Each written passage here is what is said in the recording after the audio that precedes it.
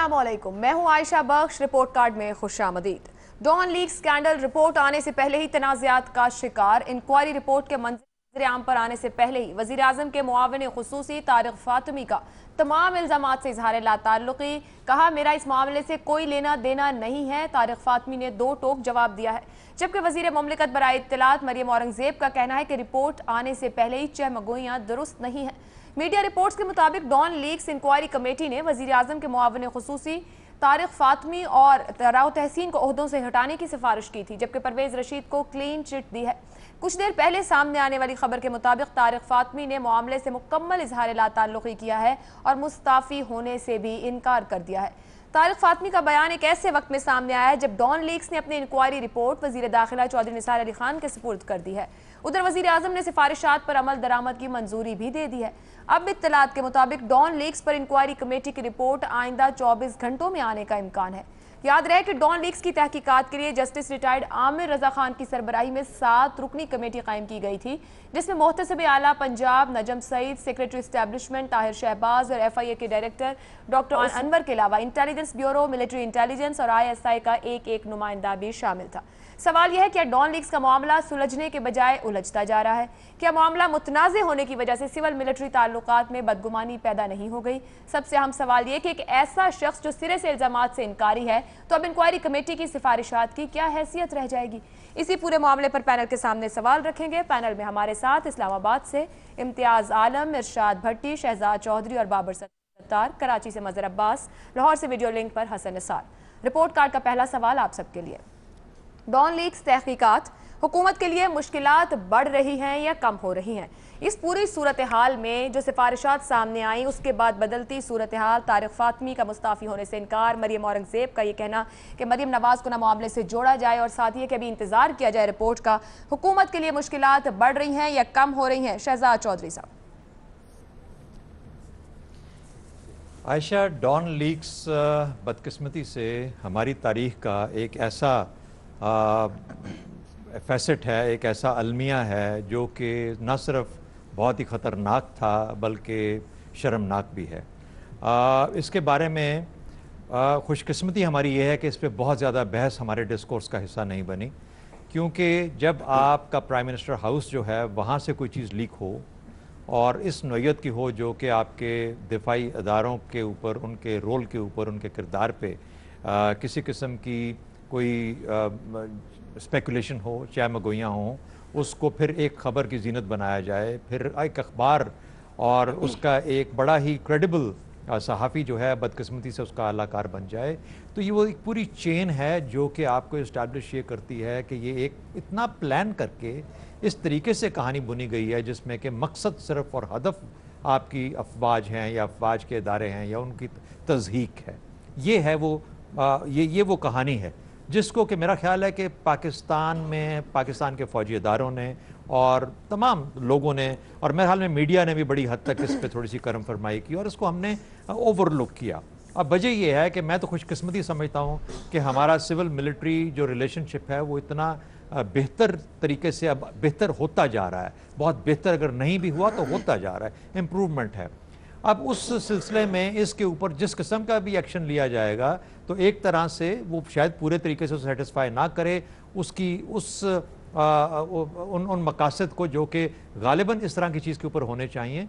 ये किस किस को अब मोरद इल्ज़ाम ठहराएंगे? मैंने तो अपनी आँखों से यानी इस किस्म के अपने वज़राए आज़म और वज़राए बहुत बड़े बड़े वज़ीरों से क्या क्या कहें हम we are tied by the official secret act. मैं वो बातें आपसे शेयर नहीं कर सकता कि हम किस किस्म की गुफ्तगू करते हैं अपने लोगों के साथ जिनको हम दुश्मन गर्दानते हैं और हम उनसे क्या क्या मदद मांगते हैं बदकिस्मती से।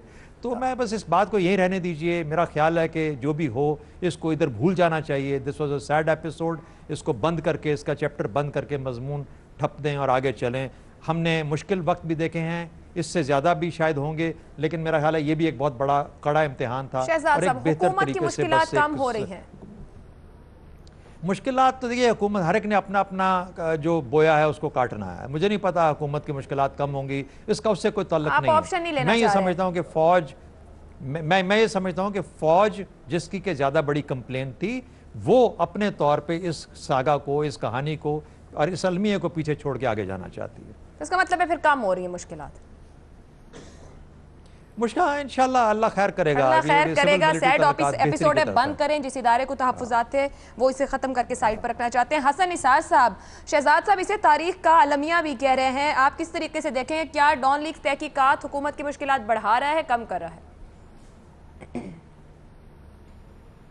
देखिए, पहली बात तो ये है कि शहजाद साहब ने जो बात की है,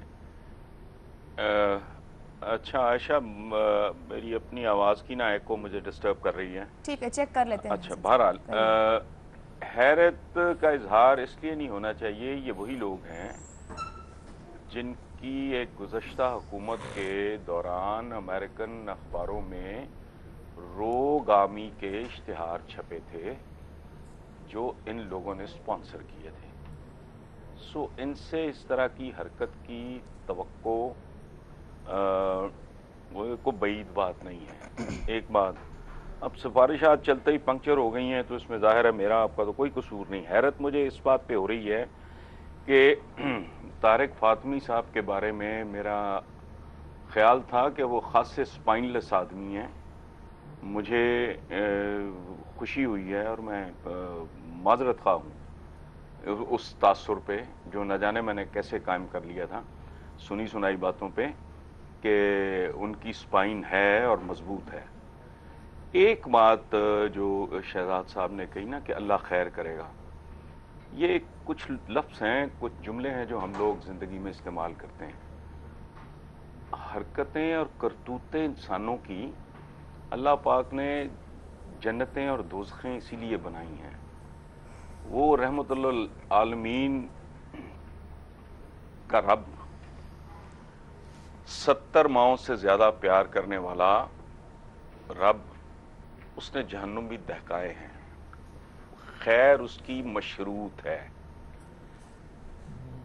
दिल्ली पे खैर नहीं हुई, बगदाद पे खैर नहीं हुई, ढाका में खैर नहीं हुई, हत्ता के हज्जाज बिन यूसुफ के ज़माने में मक्का और मदीना भी उस लपेट से नहीं बच सके। उस वजह क्या है? खैर का तल्लुक करतूतों के साथ है। ये जो हम एक मतलब रूटीन में, भोलपन में, सादगी में कुछ बातें कर जाते हैं, इनका हकायक के साथ कोई ताल्लुक नहीं है। अल्लाह पाक ने हर चीज़ मशरूत, ये जो कहते हैं ना कि मायूसी कुफ्र है, ये कहना गलत है। नहीं, अल्लाह की रहमत से मायूस मत हो, और अल्लाह की रहमत अगेन मशरूत। ये जहन्नुमों के अजाब से भी डराया गया है, तो obviously there are reasons. Maududi साहब का एक छोटा सा बुकलेट है, वो सब दोस्तों को पढ़ना चाहिए। बनाओ और बिगाड़, इंसानें कौमें कैसे तबाह बर्बाद होती हैं। इसमें ठेकेदारी नहीं है हमारी आपकी कि अगर हमारे नाम मुसलमानों जैसे हैं और हम नमाजें भी पढ़ लेते हैं और फलां भी कर लेते हैं, नहीं। इस मैं नहीं समझता कि इस मामले को ऐसे बाईपास करके बेनियाजी से गुजर जाना चाहिए। मेरा ख्याल है कि इसको थॉरली एग्जामिन करें, इसको डायसेक्ट करें, इसका पोस्टमार्टम करें, इसका चीर फाड़ करें, ताकि इसका यादा ना हो। आप मुश्किलात मेरा नहीं ख्याल कि हुकूमत हुकूमत के लिए अच्छी खबर है। ठीक है, हुकूमत के लिए अच्छी खबर नहीं, हसन निसार साहब कह रहे हैं और मुश्किलात बढ़ रही हैं। इम्तियाज आलम साहब,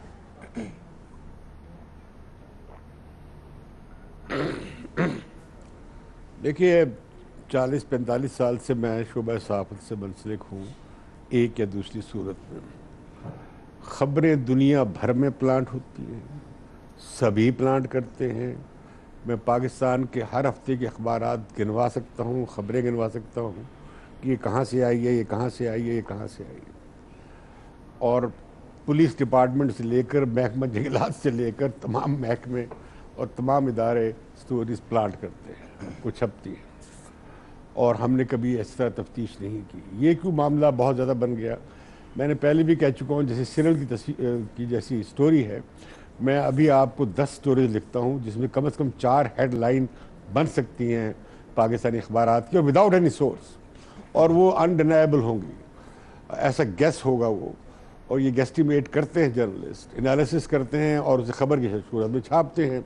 एक तो ये बड़ी गैर पेशा वराना बात है एनालिसिस को और अपने ओपिनियन को आप बतौर ख़बर पेश करें, ये बड़ा आम रिवाज हो गया है। अब हम स्टोरी ऑब्जेक्टिवली और वो नहीं लिखते हैं। तो मैं समझता हूँ ये जो पनामा लीक्स की जो लीक है वो ये है कि उस ज़माने में एक्सटेंशन का मसला बहुत गंभीर शक्ल इख्तियार कर गया था और वो उसकी जब पनामा लीक्स आई तो एक तूफ़ान बपा हो गया। मैं नहीं समझता कि उस खबर में कोई ऐसी बात थी कि जिसमें कोई दुश्मनाम था किसी इदारे के लिए, फौज के लिए, और वो भी प्राइम मिनिस्टर हाउस से। तो मेरा ख्याल था कि शायद अब जब general Rahil Sharif commander in chief हो गए हैं सऊदी लेड अलायंस के, तो उसके बाद शायद ये दब जाएगा, लेकिन ये दबा नहीं है। गालिबन ये इदारती फैसला है।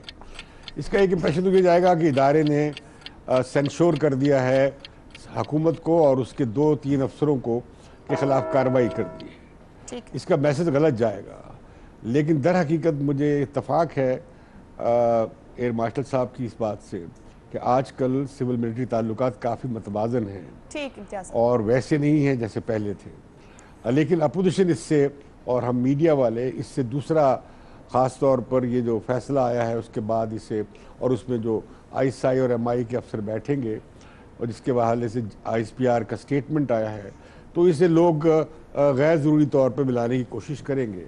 हालांकि मैं समझता हूँ कि इसे भी कहा जा रहा है, अब मैं कहूँ ये लफ्ज़ यूज़ करूँ, बारसू ज़रा ये कह रहे हैं कि ये भी एक समझौता है। मुझे हैरानगी है समझौता कैसा है। ऑप्शन क्या ले रहे हैं? मुश्किलात कम हो रही है। आप शहजाद साहब के पॉइंट के साथ जा रहे हैं। नहीं, हुकूमत के लिए तो जाहिर है कि हुकूमत के लिए कोई अच्छी खबर नहीं है, बढ़ रही है हुकूमत के लिए अच्छी खबर नहीं, मुश्किलात बढ़ रही हैं। इरशाद भट्टी साहब, पहले आयशा मैं 1-2 जुमले सिविल मिलिट्री रिलेशनशिप पे बोलना चाहूँगा कि एक तो सिविल मिलिट्री रिलेशनशिप हमारा सबसे बड़ा मसला रहा है, और दूसरी जहाँ तक इसमें है कि इस बहस में पड़े बगैर के डॉन लीक इतनी बड़ी लीक थी या इतनी ज़्यादा अहम क्यों बना दी गई, इस बहस में पड़े बगैर कि इससे क्या वाकई इससे नेशनल इंटरेस्ट को नुकसान पहुँचा, क्या वाकई ये सिक्योरिटी थ्रेट थी, और इस बहस में पड़े बगैर कि वो असल किरदार इसके पीछे कौन थे और उनमें से किसी एक को सज़ा मिल रही है या इस बार भी कुर्बानी के बकरे ही कुर्बान हो रहे हैं। इस सारी बहस से पड़े बगैर मेरा ख्याल है कि ये मेरी जहाँ तक इतलात है कि ये बड़ी इस मामले पे सिविल मिलिट्री एक पेज पे है, और उन्होंने अभी तक जो सारा ये जो डिसीजन किया है ये ना चाहते हुए भी हुकूमत और सिविल मिलिट्री रिलेशनशिप ने एक इकट्ठा और एक मुत्तफ़िका फ़ैसला किया है, और इस फैसले को अभी आगे एक आध दिन में इम्प्लीमेंट हो जाएगा और इसमें हो जाएगा। और इससे मुझे लगता है कि पहली बार, चूँकि एक तो मुस्लिम लीग नून के पास वक्त कम है, दूसरा पनामा जो है वो सर पर है, तो इसलिए मुस्लिम लीग नून ने पहली बार एक वो साइन किया है, और ये पहली बार, और इससे मुश्किलात मेरे ख्याल से कम होंगी, और होना भी इसलिए चाहिए क्योंकि अब इस वक्त हम किसी नए एडवेंचरिज्म के मुतहम्मिल नहीं हो सकते, और बहुत लड़ाइयाँ लड़ रही, बहुत कुछ कर लिया, सारे मामलात को खुशसलूबी से हल करते जाना चाहिए, और कहीं कुर्बानी देना पड़ती है, कहीं कुर्बानी वो करना पड़ती है। तो ये मेरा ख्याल है, मैं समझता हूँ कि इससे हुकूमत की अभी तक इससे मुश्किलात कम होंगी। ये जब अगर खुशसलूबी से ये तय हो जाता है तो एक पेज पर है, खुशसलूबी से मामला हल हो रहा है, मुश्किलात कम होगी। इरशाद भट्टी साहब का तज्जिया। मज़हर अब्बास साहब, किसके तज्जिए के साथ जाएंगे? 2 ऑप्शन है बढ़ने की और 2 हो रही है कम होने की। देखिए, एक तो मुझे लग ये रहा है कि 2017 लीक्स का साल है, और इस लीक्स में गवर्नमेंट खासी वीक होती जा रही है, और ये जो एक तो डॉन को ख़बर लीक हुई, और अब नज़र ये आ रहा है कि रिपोर्ट भी लीक हो रही है, और हम उस पर बहस कर रहे हैं जिस रिपोर्ट का हमें इल्म ही नहीं है कि उस रिपोर्ट में क्या है। यानी अभी जो भी चीज़ें चल रही हैं वो सिर्फ हेरसे पे चल रही हैं, सिर्फ हम ज़राए पे ख़बरें चला रहे हैं। तारिक फ़ातमी ने इनकार कर दिया, ज़राए से हम चला रहे हैं उसकी सिफारिशात। ऑफिशियली अभी तक कुछ नहीं पता, बिल्कुल ब्लैंक हैं हम कि ऑफिशियली क्या है। लेकिन 2-3 चीज़ें हैं जो होनी बहुत ज़रूरी हैं। वो ये कि मुझे अब तक नहीं समझ में आया इतने अरसे में कि इसमें कानून का सहारा क्यों नहीं लिया गया। यानी आपने एक प्रेस काउंसिल ऑफ पाकिस्तान बनाई और गवर्नमेंट ने बनाई, उसका काम ही यही है, उसका मैंडेट ही यही है कि जो प्रिंट मीडिया में इस तरह की खबरें आएँ जिस पे किसी को ऑब्जेक्शन हो, किसी को कंप्लेंट हो, वो प्रेस काउंसिल को रेफ़र करे। तो मुझे ताज्जुब है कि गवर्नमेंट ने इस खबर को रेफ़र क्यों नहीं किया प्रेस काउंसिल ऑफ पाकिस्तान को। यानी उसकी फंडिंग गवर्नमेंट करती है, उसको पैसा देती है, उस प्रेस काउंसिल में APNS, CPNE, PFUJ सबके नुमाइंदे हैं, और आपने उस खबर को भेजना ही गवारा नहीं किया प्रेस काउंसिल ऑफ पाकिस्तान को कि वो देखे। दूसरी बात, और भी कवानीन मौजूद हैं हमारे यहाँ। डिफेमेशन लॉ इतनी कमज़ोर है कि अगर हम उसको स्ट्रॉन्ग बनाएं, फिर ये कि इसमें बहुत से जर्नलिस्टिक एथिक्स जो है वो इन्वॉल्व हैं, उसको हमने कभी डिस्कस नहीं किया। मुझे ताज्जुब है कि APNS और CPNE ने इस चीज़ को उस तरीके से डिस्कस नहीं किया। तो इसको हमने एक इशू बना दिया, और अब जो चीज़ें नज़र आ रही हैं, अगर वाकई यही सिफारिशात हैं तो ये तो गवर्नमेंट में मुझे अल्टीमेटली लग ही रहा है कि गवर्नमेंट की मुश्किलात में इसलिए इजाफा होगा कि सिफारिशात कमज़ोर ही सही, और इसके नतीजे में अगर राव तहसीन या तारिक फातमी या इस तरह की वो होती है, तो इसका मतलब ये हुआ कि शायद अगर दोनों फरीक जो है इस पे मुतमईन है, इस पे कंसेंसस है, तब तो ठीक है कि मामला बज़ाहिर लग ये रहा है कि मामले को कोशिश ये की गई है कि आगे बढ़ना चाहिए, जैसे शहजाद चौधरी साहब कह रहे हैं। हाँ। लेकिन इन लॉन्गर टर्म इसको साथ मिला के और चीज़ों को साथ मिला के मुझे मुसलसल गवर्नमेंट की मुश्किलात में इजाफा होता नजर आ रहा है। मजमूई तौर पर अगर लॉन्ग रन में देखा जाए तो मदर साहब कह रहे हैं गवर्नमेंट की मुश्किलात में इजाफा होगा। बाबर सत्तार साहब, एक बात मदर साहब ने रखी थी मुख्तसरन कि वो लीक्स आ रही हैं, वो कह रहे हैं ये भी सामने, तो ये कहाँ से लीक्स आ जाती हैं? ये हुकूमत की जानिब से कहीं ना कहीं से जहाँ ये रिपोर्ट पहुंची है या हतमी तौर पर पहुंचाई गई, वहीं से कुछ ना कुछ लीक होकर बाहर आया है, लेकिन रिपोर्ट नहीं अब तक दी गई।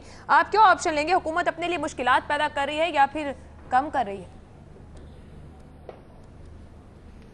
आयशा, ये तो मेरा ख्याल है कि डिपेंड करेगा जिस ग्रुप को सेटिस्फाई, जिस इंस्टीट्यूशन को आपने सेटिस्फाई करना है वो फ़ौज है। अगर इसकी जो भी सिफारिशात आएंगी उसके जवाब में उन्हें ये सेंस मिले कि they've had their pound of flesh, तो मुश्किलात कम हो जाएंगी।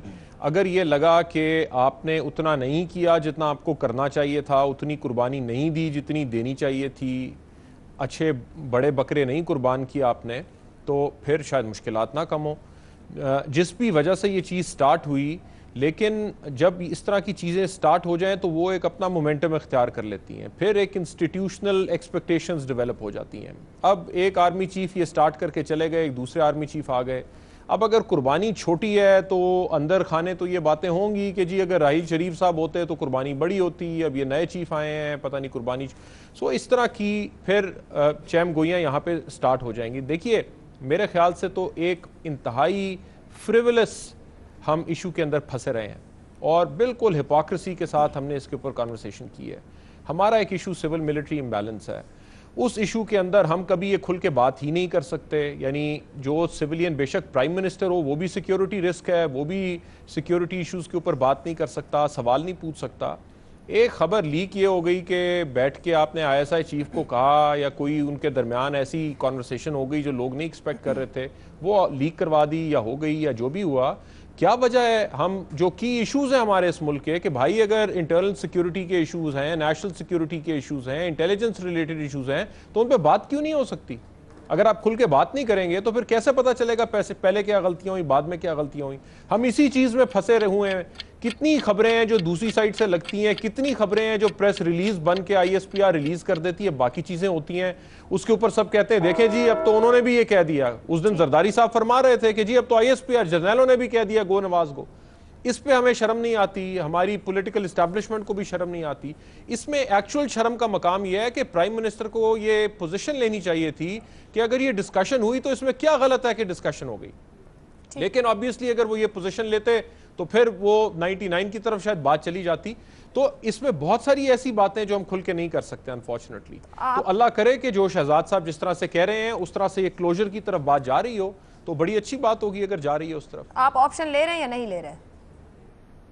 नहीं, मुझे तो नहीं पता, ये तो डिपेंड करेगा कि इससे हमारी मिलिट्री एस्टैब्लिशमेंट सेटिस्फाई होएगी या नहीं होएगी सिफारिशात से। अगर हो गई सेटिस्फाई तो फिर मुश्किलात कम हो जाएंगी। ठीक। हमारे सामने सवाल के जवाब में हसन निसार, इम्तियाज आलम, मजहर अब्बास कह रहे हैं कि मुश्किलात बढ़ रही हैं। शहजाद चौधरी, इरशाद भट्टी कह रहे हैं मुश्किलात कम हो रही हैं। बाबर सत्तार साहब ऑप्शन नहीं ले रहे हैं। उनका ये कहना है कि डिपेंड करता है कि जिस इदारे के तहफ़्फ़ुज़ात हैं अगर वो पूरे हो जाते हैं, जो कुर्बानी जिस हद तक मांगेगी वो दे दी जाती है तो खत्म हो जाएंगे मुश्किलात, और अगर ना पूरे हुए तो नहीं खत्म होंगी। इम्तियाज साहब, मुझे ब्रेक पे जाना है, ब्रेक से आएंगे तो हम बात करेंगे पनामा फैसला, उसके बाद अपोजिशन की जानिब से मुतालबात, लेकिन अपोजिशन तकसीम, इसका जिम्मेदार कौन है, रिपोर्ट कार्ड का पैनल क्या कहता है, आप जान सकेंगे एक ब्रेक के बाद।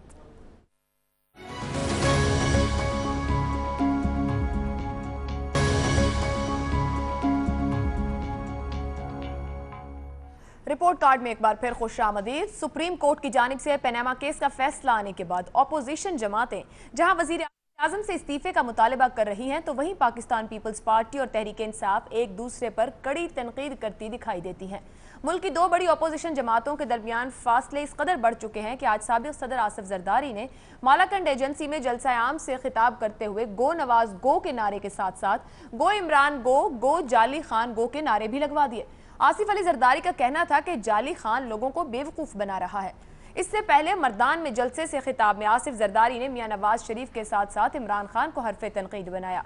साबिक सदर का कहना था कि एक कप्तान निकला है जो समझता है कि वो पख्तून है, जिसके नाम के साथ खान लिखा है, लेकिन पख्तून होने के लिए पहले पख्तून जबान आनी चाहिए और फिर उसका शजरा भी पख्तूनों पर होना चाहिए, जबकि कप्तान का शजरा टाइगर नियाजी से मिलता है। आसिफ अली जरदारी की खैबर पख्तूनख्वा में खड़े होकर इमरान खान पर तनकीद अपनी जगह, मगर कप्तान ने भी सिंध के शहर दादू में बड़े जलसे से खिताब में वाज़ेह तौर पर बताया कि नवाज शरीफ के बाद वो आसिफ अली जरदारी के पीछे आ रहे हैं और सिंध के हर इलाके में जाएंगे। कप्तान ने सिंध हुकूमत की कारकर्दगी को भी तनकीद का निशाना बनाया।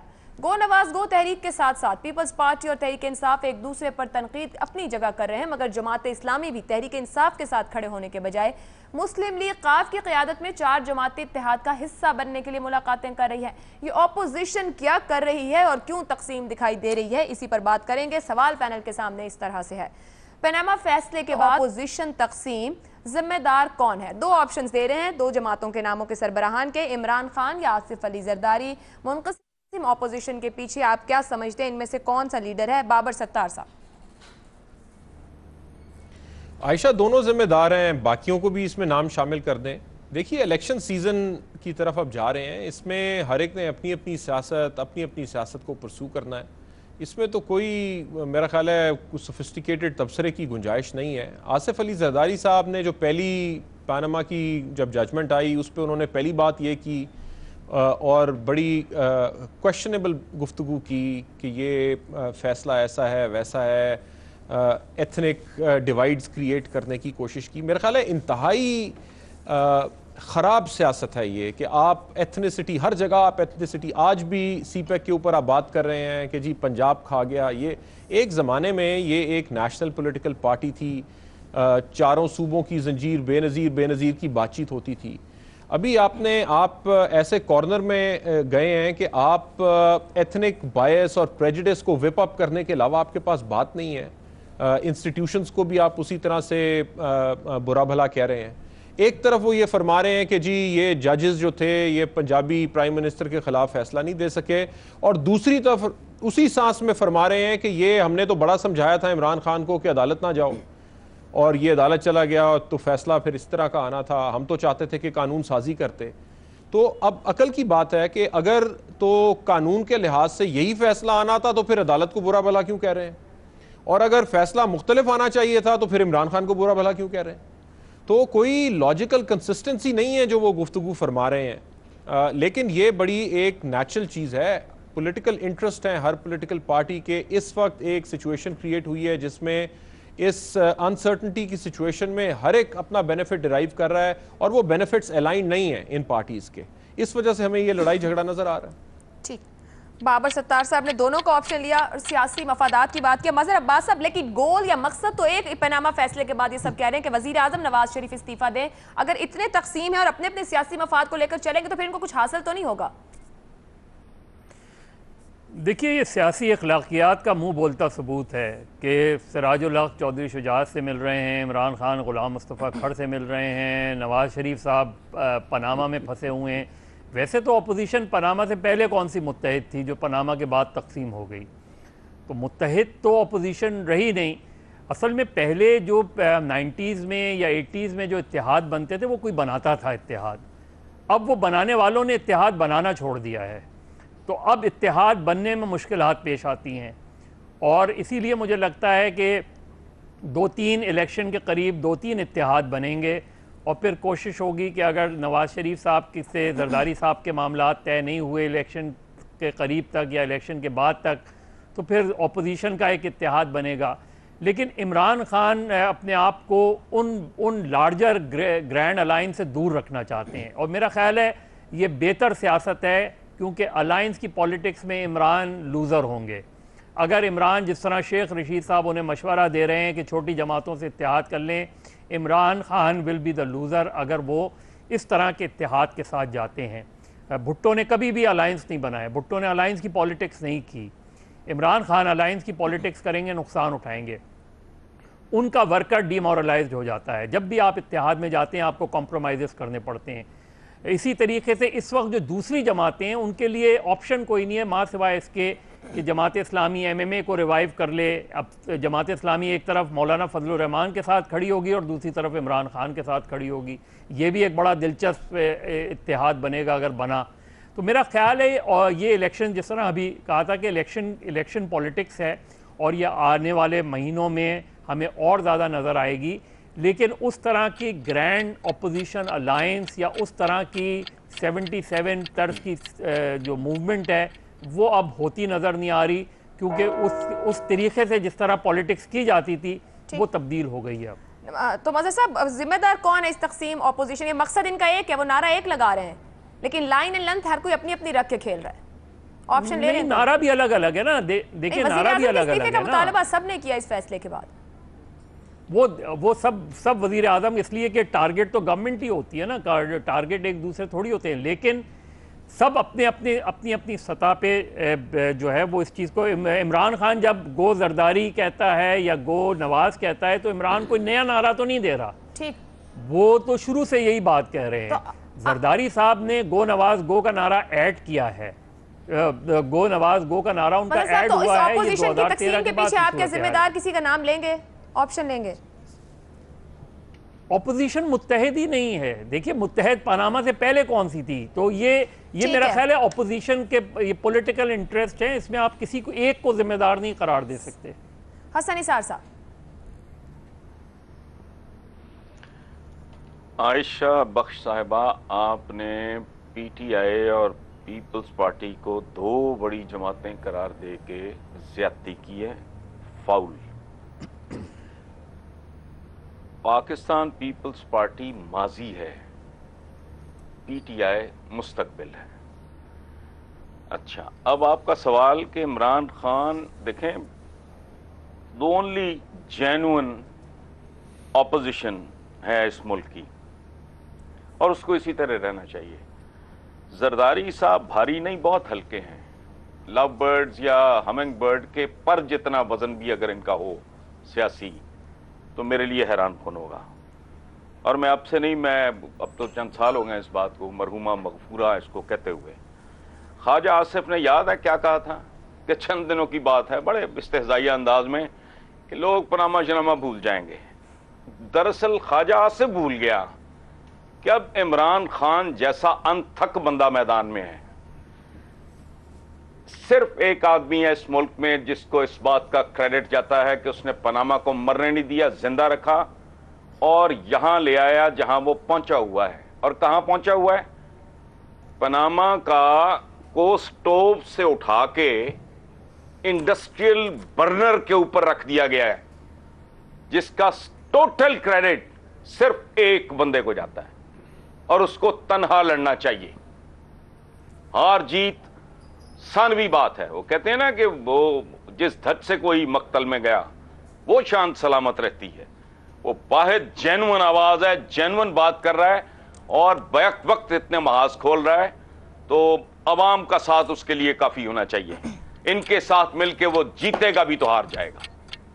ठीक, हसन निसार साहब कह रहे हैं पनामा मामले को सिर्फ इमरान खान ने जिंदा रखा, वो जेन्युइन ऑपोजिशन है, उसे तनहा लड़ना चाहिए। आसिफ जरदारी का कोई सियासी वजन नहीं है। ब्रेक पे जाएंगे, ब्रेक से वापस आएंगे तो बात करेंगे इरशाद भट्ट, याज आलम और शहजाद चौधरी से, वो क्या तज्जिया देते हैं आप जान सकेंगे ब्रेक के बाद।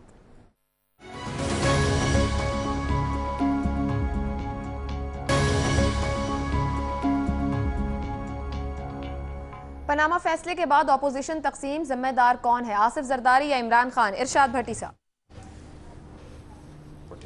देखिए आयशा, सब ज़िम्मेदार तो आसिफ जरदारी हैं, लेकिन मुझे इतराज़ ये है कि ये जो पीपल्स पार्टी को आप बार बार अपोजिशन कहती हैं, इस पे मुझे बड़ा इतराज़ है, क्योंकि गुज़श्ता 4-4.25 सालों में आपने देख लें, अगर ईमानदारी से देख लें तो एक ही अपोजिशन है, और वो जेन्युइन अपोजिशन जो है वो इमरान खान है। भट्टी साहब, माज़रत, जमहूरियत में कौमी असेंबली और पार्लियामेंट यानी सेनेट को देखना होगा, अपोजिशन लीडर पीपल्स पार्टी की। नहीं, आप ये जो इन दोनों पार्टियों को अंडे और बच्चे देने वाली जमहूरियत आप अपने पास रखें। हसन निसार साहब का एक फिक्रा है कि जो चीज़ है ही नहीं उसका तज़किरा क्यों करते हो? कहाँ है जमहूरियत?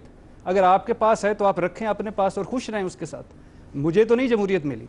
4-4.25 साल में, 4-4.25 साल बड़े टाइम होते हैं, उसमें ये जमहूरियत कभी जॉइंट सेशनों में ये जमहूरियत बच रही होती थी और भाषण कौम को सुनाए जा रहे होते थे कि हम जमहूरियत बचा रहे हैं। कभी 72 डिशों खाई जाती थी रायविंड में, और ये साहब वहाँ पहुँचे होते थे और बड़े खुला के कह के मार मार के जमहूरियत बचा रहे होते थे। और ये जिस जमहूरियत ने इनको ही अंडे और बच्चे दिए, इतनी अक्लमंद जमहूरियत है, नंबर 1। नंबर 2, पनामा का देख लें। पनामा में 4 महीने 3 दिन में 36 समातें हुई हैं, 96 घंटे ये मुकदमा सुना गया है। इमरान खान 32 समातों में मौजूद थे, शेख रशीद 31 समातों में मौजूद थे, और सिराजुल हक साहब 28 समातों में मौजूद थे। लेकिन एक जरदारी सब पे भारी, ना अंदर दाखिल हुए, ना बाहर से निकले, ना इनके कोई बंदे ही खड़ा कर देते। लेकिन क्यों? क्योंकि पनामा में इनकी अपनी जमहूरियत फंसी हुई थी, इस वजह से ये तो इस तरफ तवज्जो नहीं दे रहे थे, ये तो अपने 3 बंदे। और ये अब जो सारा कुछ चक्कर चला रहे हैं या जो ये अक्लमंद अंक खेल रहे हैं, ये भी मिसाके जमहूरियत का एक हिस्सा है। ये हवाई फायरिंग है, ये असल में जो मोहब्बत लाहौर से असल में किसी और से है, ये सारा मिसाके जमहूरियत है। ये सब कुछ वही कर रहे हैं और इसका कोई तल्लक नहीं है पनामा के साथ। ये इतनी धूल उड़ाएंगे कि डी ट्रैक हो जाए। इमरान खान को चाहिए फोकस रहे और इसको एंड तक पहुंचाए, बुरे को बुरे के घर तक छोड़ के आना चाहिए। फैसला कुछ भी हो, लोगों को फैसला लोगों ने कर लिया था, जो लोगों को अवेयरनेस और शऊर आनी थी वो आ गया है, जो मिथ टूटनी थी टूट गई है। अब इससे कुछ भी नहीं फर्क पड़ता। और ये प्लीज आइंदा से ये इस जमहूरियत को इधर ना लागू करें जिसकी अपोजिशन, जमहूरियत को लागू करें ना पीपल्स पार्टी को अपोजिशन समझ रहे हैं। इम्तियाज साहब कहिए, क्या कहेंगे? इन्होंने तो हमें फारिग कर दिया, भट्टी साहब ने हमें घर जाना चाहिए। हम बोलेंगे तो जमहूरियत नहीं है तो बोल कैसे सकते? नहीं, आप कहिए, आपके पास तो जमहूरियत है, भट्टी साहब के पास नहीं है। और हसन निसार तो बिल्कुल फारिग हो जाएंगे। हसन निसार को मैं देखता कि ज़ियाउल के ज़माने में इस तरह बैठ के तुर्रम खानी दिखाते हुए टेलीविजन पे मैं देखता। बाहर क्या दिखाई है, और जेल भी गया हूँ, दिखाई है, जितनी है उतनी मशहूर।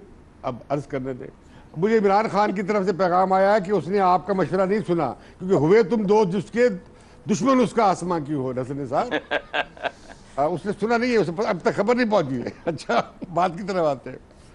बात यह है भाई, जितनी जमहूरियत है हम उसके मशकूर हैं, जितनी नहीं है उसकी इल्तजा है और उसके लिए कोशिश है, काश हम हासिल कर सकें। यकीनन बेशुमार कजियाँ हैं जमहूरियत में, लेकिन मार्शल्लाओं में और आमरीत में, मुल्लाइयत में तो कोई तस्वीर देखने वाली है ही नहीं। तो जो ऐसी हमारी जो शक्ल कम अच्छी कम बुरी, इसी में ज़रा गुजारा कर लें। भट्टी साहब, आपके लिए मैं जमहूरियत की मद्दोबाला लाने की कोशिश करूंगा कि कभी आ ही जाए आपके जनती माला रेखा ला दें, कोई तो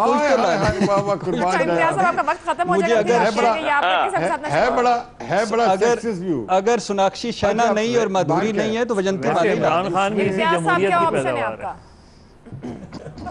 अपोजिशन देखिए, बात सुने, आप हर जगह लाती है किसी को। इमरान खान की अपनी एक भुट्टो भी था और नवाज शरीफ भी है। हसन निसार साहब जमहूरियत की पैदावार हैं दोनों। अगर करप्शन फोकस्ड एजेंडा है उनका और वो शुरू से एक उनका बयानिया बना मार्शल गमले, तो जाहिर है कि वो अलायंस में नहीं जाएंगे। उनके लीडर्स ने कोशिश की थी, इससे नुकसान भी हुआ। पनामा केस की परसुएशन की जो एफर्ट्स हो रही थी और वो सबवर्शन हुई और उसमें वो पार्टीज इकट्ठी ना हो सकी जो एक ड्यू प्रोसेस के साथ अकाउंटेबिलिटी चाहती। दूसरी बात यह कि अलायंसेस से ज़रूरत है। अगर अपोजिशन अलायंस नहीं बना पा रही तो लोगों को नजर आएगा ये चूचू का मुरब्बा है, सब अपनी अपनी डफली बजा रहे हैं। और मैं अभी भी कहता हूँ कि नवाज शरीफ अभी भी तकड़ा है इनसे। ठीक है, इन्हें अलायंस की जरूरत है, इन्हें अलायंस बनाना चाहिए। अगर नहीं बनाएंगे, जो नहीं बनाता वो मियां नवाज शरीफ की गेम खेल रहा हो। तो आप मुझे बताएं कि आप किसे जिम्मेदार समझें, जरदारी साहब, इमरान साहब? मैं पाबंद नहीं हूं कि आप ऑप्शन नहीं ले रहे, ठीक है, आप नहीं ऑप्शन लें, बिल्कुल कोई पाबंदी नहीं। शहजाद चौधरी साहब, लड़का है लड़की, मैं इसमें नहीं आना चाहता। ओके, शहजाद देखिए, मेरा तो अब इम्तियाज़ आलम साहब और इरशाद भट्टी साहब की आपस की गुफ्तगू के बाद तो कोई मेरा ख्याल है बात रह ही नहीं की करने वाली। इतनी अच्छी गुफ्तगू, और उसके अंदर आप इमरान खान या जरदारी साहब की बातें कहाँ जेब देती हैं हमें इस तरह की गुफ्तगू के ऊपर। मतलब लेकिन जमहूरियत आमने की गुफ्तगू की वो आपको बहुत पसंद आई है? जी हाँ, बड़ी अच्छी। देखिए, इससे बेहतर गुफ्तगू तो आज तक हुई नहीं। बात यह है कि आपको किसने कहा कि ऑपोजिशन एक पॉलिटिकल पार्टी का नाम है? ऑपोजिशन तो ऑपोजिशन है, पॉलिटिकल पार्टी नहीं है। इसको तो कभी भी मुत्तहद नहीं होना चाहिए। पॉलिटिकल पार्टीज को इत्तेहाद होता है, उनके अंदर इत्तेहाद होना चाहिए, लेकिन आपस में ऑपोजिशन का इत्तेहाद तो कभी भी नहीं हो पाया। फिर इन सब के अहदाफ मुख्तलिफ हैं। अगर तो हदफ ये हो कि नवाज शरीफ को हटाना है, फिर तो सिंगल पॉइंट एजेंडा के ऊपर कोई ना कोई इनमें अलायंस या कोई ना कोई सोच की यकजहती या यकसुई आ सकती है। लेकिन जहाँ ताकत का हसूल इनका हदफ हो, तो वहाँ पर कौन है जो किसी और को कहेगा कि चल तुम ताकत मेरे से शेयर कर लो। Having said that, Imran Khan जिसने सीट एडजस्टमेंट चकवाल के एक बाई इलेक्शन में रिसेंटली की हुई थी, उसने उसकी ऐसी की तैसी फेर दी अपनी तकरीर के अंदर, जब उसने ये कहा कि जी मैं तो, उसने जरदारी साहब को उसने अपनी तकरीर के अंदर खूब निशाना बनाया और हदफ बनाया अपना, और वो फिर ज़ाहिर है कि सीट हार गए बिकॉज वो उनकी सीट एडजस्टमेंट काम नहीं की। तो इमरान खान के पास ये एक वो मौका है जबकि एक वीकनिंग PMLN, कमज़ोर होती हुई कि PMLN उतनी स्पेस छोड़ रही है कि इमरान खान बेवकूफ़ होगा अगर वो किसी के साथ मिल के उसको अपना हिस्सेदार या किसी और को हिस्सेदार बना ले उस चीज़ का। इसको पूरी ताकत लगानी चाहिए, पूरा जोर लगाना चाहिए, और जाके जो स्पेस बन रही है उसको हासिल करे। दूसरी बात, हमें क्यों हैरानगी होती है कि पॉलिटिकल पार्टीज या लीडर्स जाके एक दूसरे से मिलते हैं? भाई ये सियासत है, सियासत में यही कुछ होता है। ठीक है, why are we surprise and why should we expect them कि जी अच्छा ये किसी उससे मिलेंगे या उससे नहीं मिलेंगे। आप किसी से कोई तवक्को नहीं कर सकते। ये टिल इलेक्शन ये काम ऐसे ही चलेगा।